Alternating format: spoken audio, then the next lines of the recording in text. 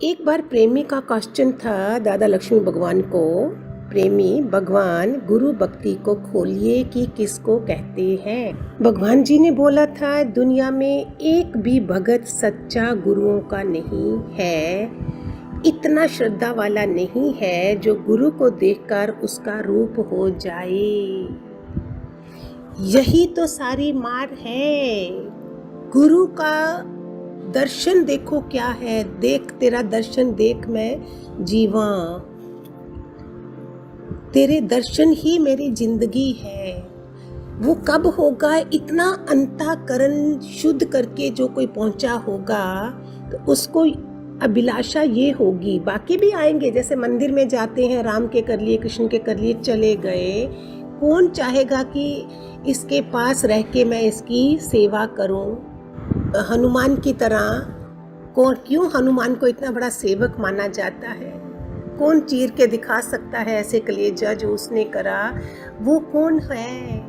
हम सारे अभी भी किस कलयुग में, कितनों की बुद्धि, मैं भी तो अनुभव कर रही हूँ, कितना कलयुगी बुद्धि बन चुकी है। रोज प्रे करो दृष्टि में। इस समय परिवर्तन के समय में हमारे अंदर भी क्या कम नहीं आ जाएगा? दिन में 24 घंटे में कभी कितना भी हम भगवान जी के वचनों को लगा के रखें, प्रेम करें, घर में सेवा करें।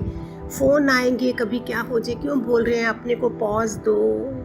हमारी पकड़ कहाँ कहाँ होती है, बंधन कितने हैं, तभी तो क्वेश्चन करते हैं भगवान मैं इस बंधन में हूँ, छुड़ाओ। तो भगवान जी एक्शन करके, प्रैक्टिकली करके हमें दिखाएंगे कि लो ये है पिल्लो, तूने पकड़ा है, फेंक इसको नीचे। किताब तूने पकड़ी है, फेंक, वो छूट जाएगी। एक संत को एक ने बोला था मेरे को ये बंधन है।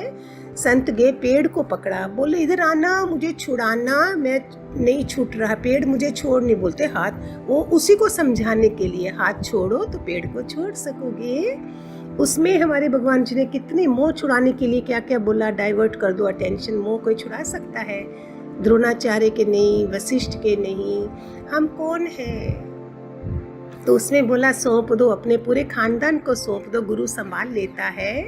तुम सर्व धर्म त्याजे माम एकम शरणम, तुम मेरी शरण में आ जाओ, तुम्हारा हक है। हम सबकी टिकटें लेके जाते हैं गुरु के पास, अपना होमवर्क नहीं करा होता। वो गुरु बोलता है ये भी रोज की सुबह शाम की वानियां थी। उस समय क्या था? ये सारा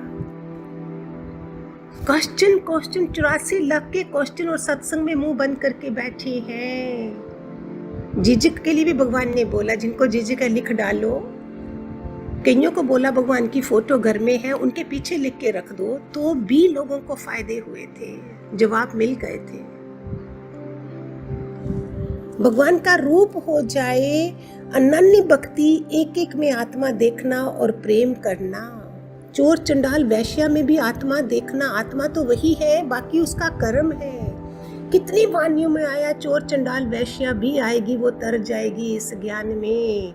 एक बार बुद्ध भगवान बैठे हैं, बाय चांस एक वैश्या ने बोला था कि मुझे सत्संग सुनना है। सुबह सभा लगी है, सब विद्वान बैठे हैं, बुद्ध मुंह से कुछ प्रवचन नहीं कर रहे हैं। तो सबने बोला क्या है? चुप रहे बुद्ध। जैसे ही वैश्या आई, बुद्ध ने प्रवचन करना शुरू कर दिया। विद्वान तो बैठे हैं, हाँ जी हम बहुत बड़े विद्वान हैं। एक वैश्या बोल रही है तो बुद्ध उसके लिए खड़े हैं, अंगुलीमल डाकू के लिए खड़े हैं। कोई हाँ तो करे। सुन के लगेगा हमने आना जाना करा क्या? आज भी अगर हमारे घरों में बहू को बेटी नहीं देखी जा रही, ज्ञानवान सास जो सुन रही है, उसको बिठा के नहीं रिसीविंग मारने, कर्म होगा, कर्म बहुत बड़ा होगा, लेकिन उस कर्म को भी काटना तो है ना।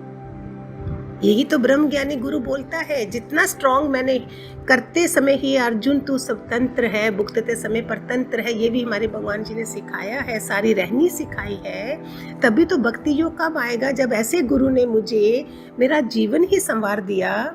बड़े बड़े मेरे दुश्मन आएंगे, मेरे कर्म प्राणी होंगे जन्मों के, मैं कैसे चैलेंज को लेती हूँ, मैं कैसे मैनेज करती हूँ। यही आज पूरे सब दुनिया में क्या टॉपिक चल रहा है, परसिद्धि तो है, मनोसिद्धि कैसी है। उस समय तुम्हारी मनोसिद्धि कैसी है? भक्ति योग और क्या है?